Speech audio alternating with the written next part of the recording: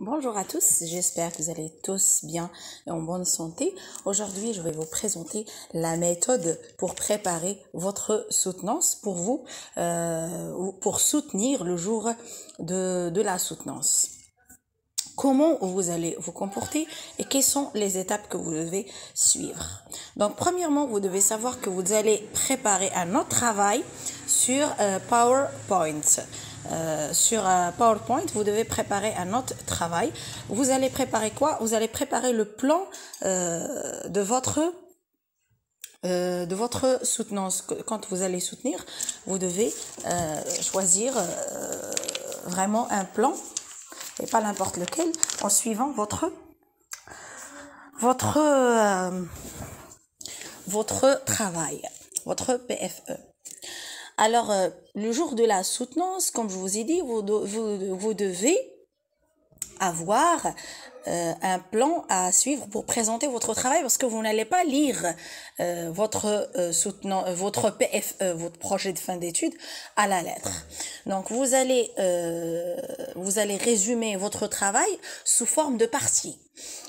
Par exemple, vous allez dire que dans un premier lieu, vous avez entamé la partie théorique et vous allez dire ce que vous avez fait dans cette partie-là.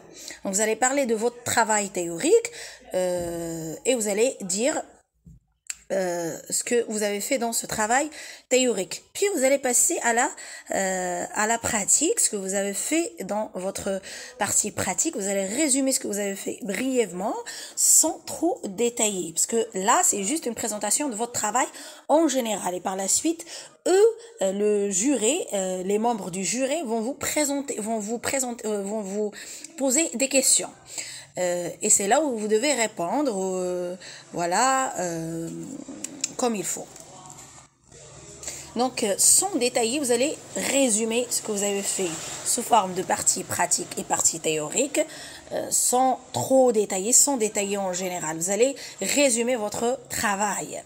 Ça, c'est un autre travail à faire sur PowerPoint, comme je vous ai dit. Passons maintenant à comment se comporter. Alors, comment se comporter le jour de l'examen? Ça veut dire, ça c'est un examen aussi. Le PFE, le projet de fin d'études, aura une note toute seule et c'est très important, la note de ce projet. Alors, comment il faut se comporter, ce que vous devez porter, vous allez vous habiller respectueusement. Par exemple, vous pouvez porter pour les garçons un costume ou bien vous pouvez porter une chemise avec un jean. Vous n'allez pas porter par exemple un short ou bien vous n'allez pas à la plage. Donc, vous allez vous habiller respectueusement.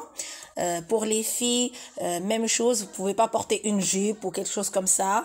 Vous pouvez pas mettre trop de maquillage, essayez d'être naturel. Pour que le jury puisse se concentrer sur votre travail seulement et ne pas vraiment aller très loin. Alors, excusez-moi, il y a du bruit, parce que là j'essaie de changer de chambre. Et voilà, donc vous devez être souriant et ne pas paniquer. Vous allez essayer d'être normal, de vous comporter normalement. Vous écoutez bien le jury avant de répondre à la question posée. Il faut bien écouter. Pourquoi? Parce que le jury peut poser des questions un peu compliquées. Vous devez bien analyser la question avant de répondre.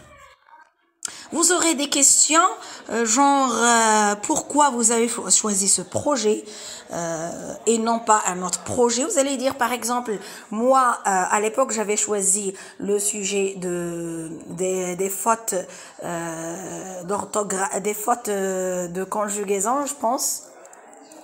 Je vais vous dire mon projet après. Donc je vais vous laisser dans la description le projet que j'avais choisi. Excusez-moi. Donc c'est ça la question, pourquoi vous avez choisi ce projet et non pas un autre. Moi j'étais professeur à l'époque, professeur au privé, et c'est pour cela j'avais choisi un projet qui vraiment me convient et convient à ce que je faisais en tant que professeur. Donc, que feriez-vous en telle ou telle situation, par exemple? C'est ça la question qu'ils peuvent aussi vous poser. Par exemple, en tant que prof, que feriez-vous si vous avez choisi, par exemple, un sujet concernant l'enseignement? Et c'est les sujets que la plupart d'étudiants préfèrent traiter parce que c'est un sujet important et que ça peut aider le jour de votre, par exemple, le jour de votre entretien avec les jurés de l'enseignement quand vous allez, par exemple, faire l'enseignement. Essayez de ne pas trop parler et ne pas parler vite. Et si, par exemple, on vous pose des questions, il faut répondre à la question et non pas trop détailler, aller plus loin. Et ne pas parler vite, parler doucement. Essayez de ne pas commettre des fautes. Prenez votre temps en répondant et restez sûr de vous. Ayez confiance en vous, s'il vous plaît. J'espère que ma vidéo vous a été intéressante. N'oubliez pas de me laisser vos commentaires. Pour ceux qui me demandent toujours mon numéro, je n'ai pas de numéro. Essayez de me contacter sur le Gmail que je vais vous laisser dans la boîte de description de cette vidéo. Merci à vous.